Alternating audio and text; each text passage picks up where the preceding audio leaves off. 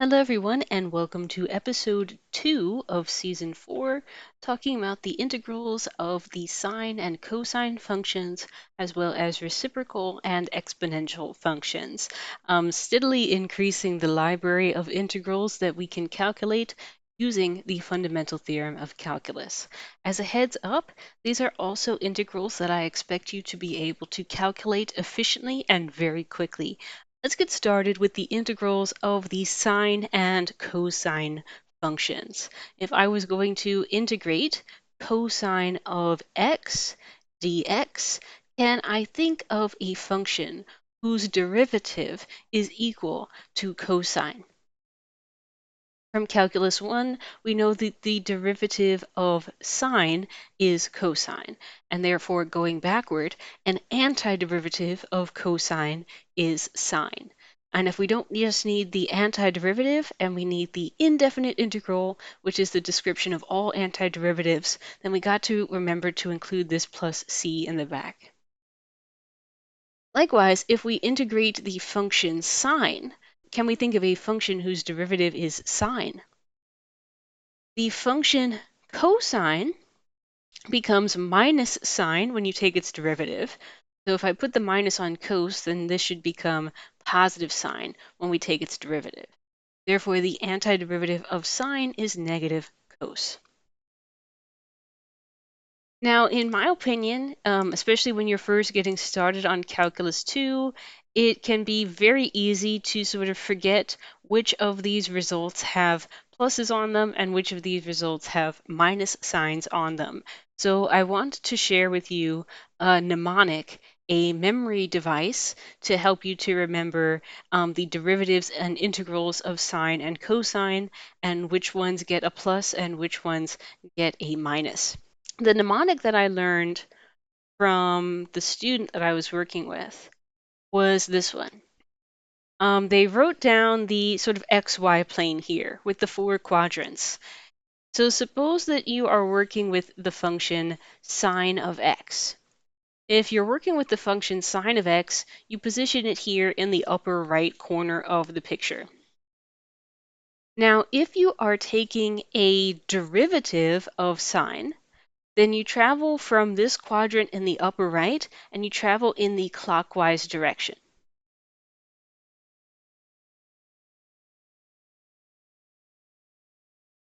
This puts you down here in quadrant number 4. And then you ask yourself, in quadrant number 4, is cosine a positive value or a negative value? Well, in quadrant number 4, since you're on the right side of the picture and the cosine values represent the x-coordinates, cosine would be positive in this quadrant, so cosine, positive cosine would be the derivative of sine. On the flip side, if you wanted to say what is the antiderivative of sine, if you want the antiderivative of sine, then you go anti-clockwise around the xy plane.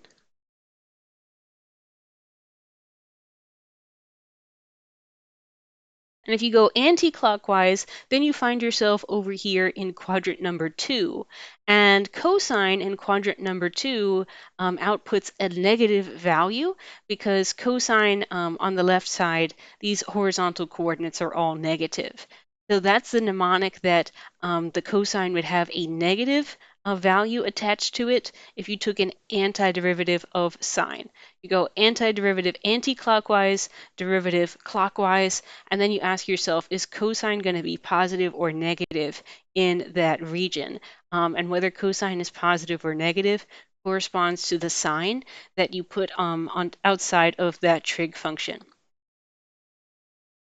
Similarly, similar trick works for cosine as well.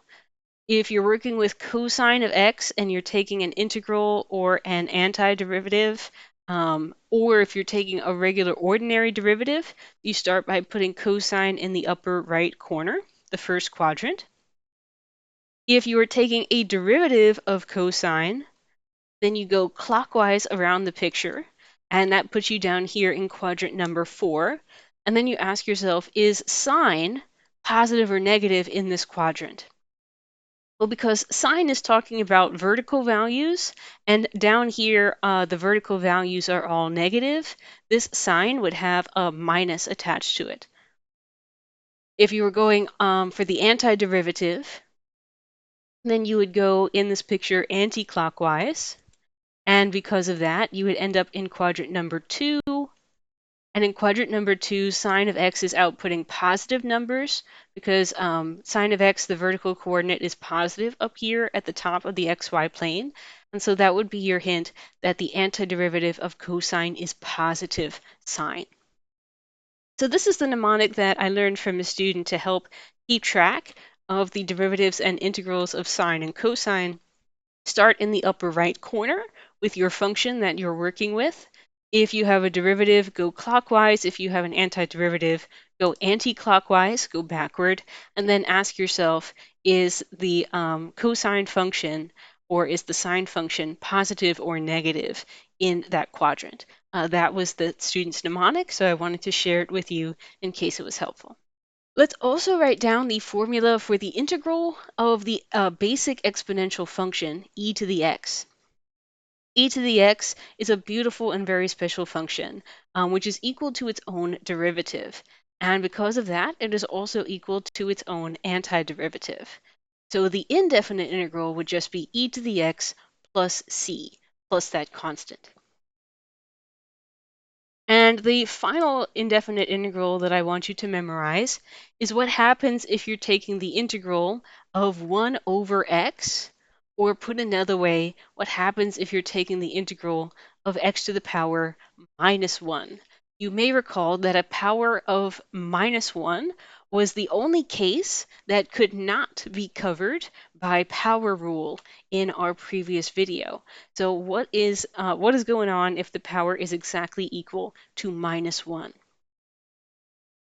You may remember from Calculus 1 that the natural log function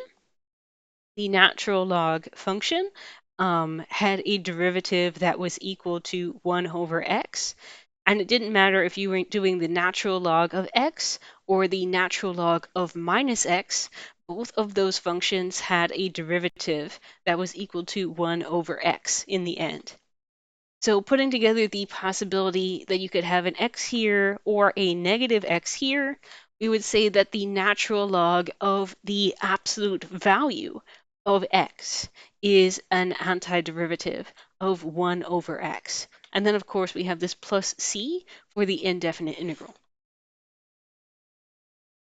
Now that we have written down these 4 formulas for these indefinite integrals, and we also have the power rule that we learned about yesterday, let's get some practice using these rules quickly to integrate functions. So I've gone ahead and generated 10 practice exercises for us to go through very, very quickly. So let's practice those.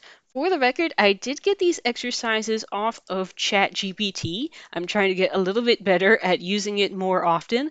So I said to ChatGPT, generate 10 Calculus 2 indefinite integral problems where the integrands are combinations of e to the x, cosine of x, sine of x, 1 over x, and power functions. And it produced us these 10 problems here. So let's go through them one by one.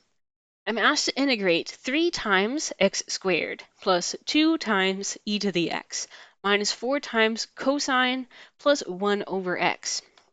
Now, because we have the sum and difference rule, and because we have the constant multiple rule, we can basically copy paste all the plus signs, minus signs, and constant multiples, and all we have to do is find the antiderivatives of each of these functions in between.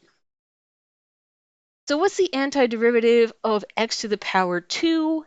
That is a power function, so I would increase the power by 1 unit and then divide by that increased power.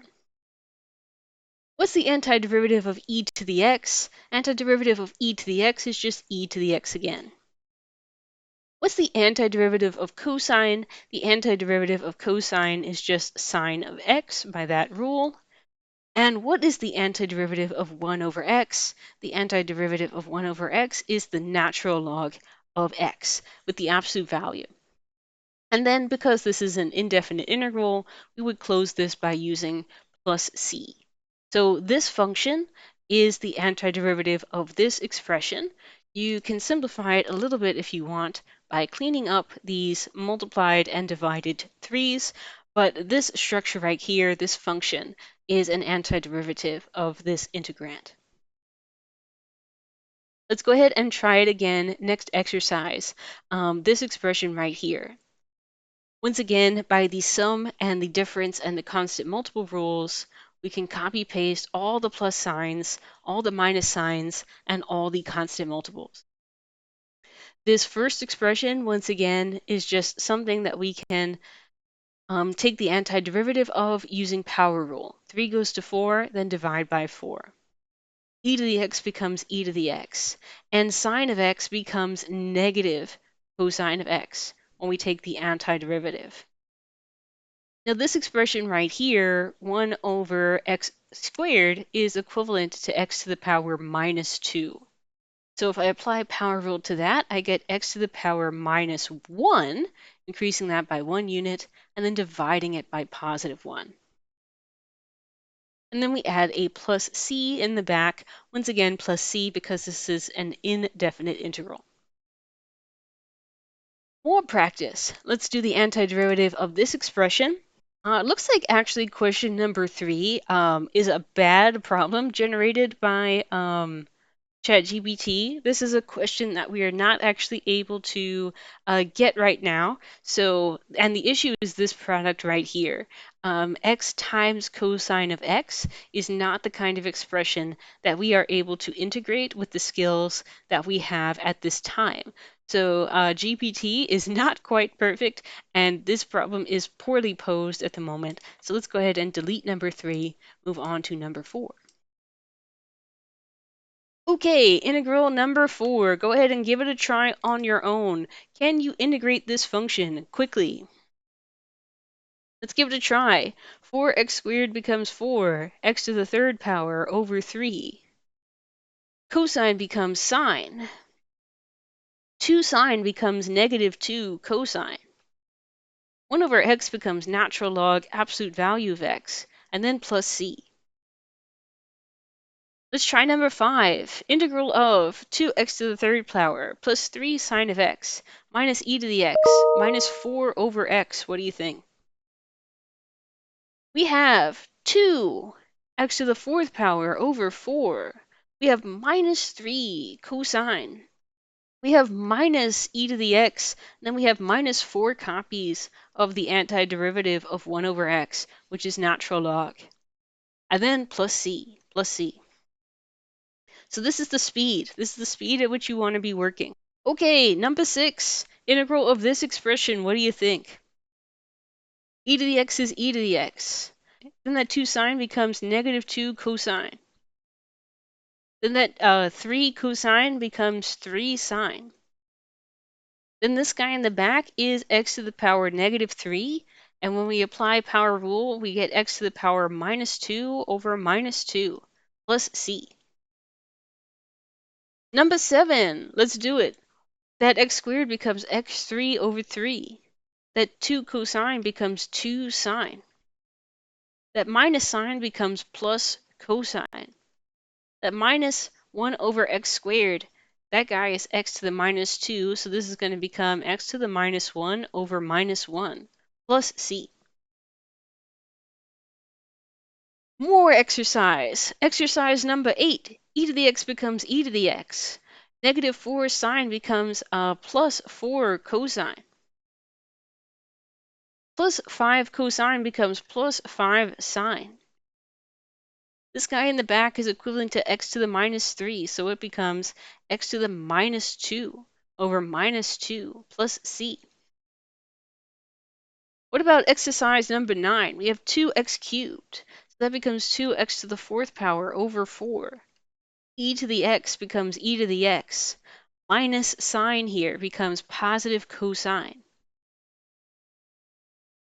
Then we have in the back plus 2 over x, which becomes plus 2 natural log of absolute value of x, and then plus c. Final exercise, we have 3x squared, which becomes 3x cubed over 3. We have 2 sine, which becomes negative 2 cosine.